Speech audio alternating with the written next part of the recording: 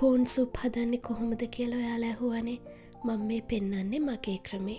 මම පාවිච්චි කරන්නේ ටින් කරපු කෝන්. මම ඒ කෝන් ටික වෙනම භාජනයකට දාලා ඒ ටික එක වතාවක් හේතුවා. මේවා තම්බන්න ඕනේ නැහැ. මෙතන කෝන්නට ග්‍රෑම් 900ක් තිබුණා.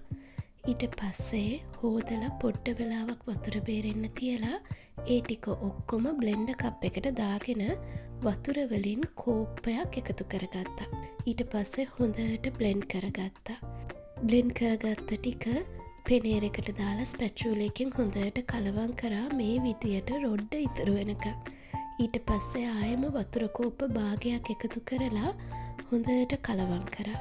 ලිපෙන් තියලා සාමාන්‍ය ගින්දරේ රත් වෙන්න තිබ්බා. පොඩ්ඩක් බුබුලු දාගෙන එනකොට ලුණු කුඩු තේ හැන්දකුයි ගම්බිරිස් කුඩු තේ හැඳි භාගිකුයි එකතු කරලා ආයෙම හොඳට කලවම් කරා.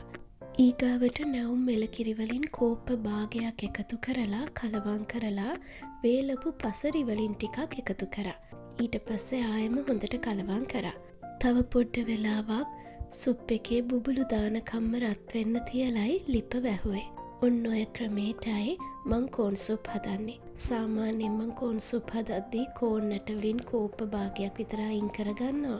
ඒක මේ සුප් එකේ අවසානයට එකතු කරනවා. අද මට ඒක කරන්න අමතක වුණා ඉක්මනින් හැදුව හින්දා.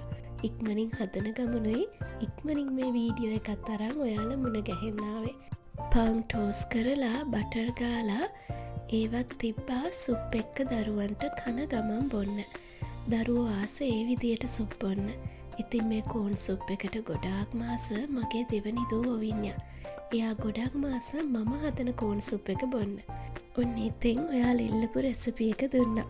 ගොඩාක් ස්තුතියි අහන් හිටියටයි බලන් හිටියටයි.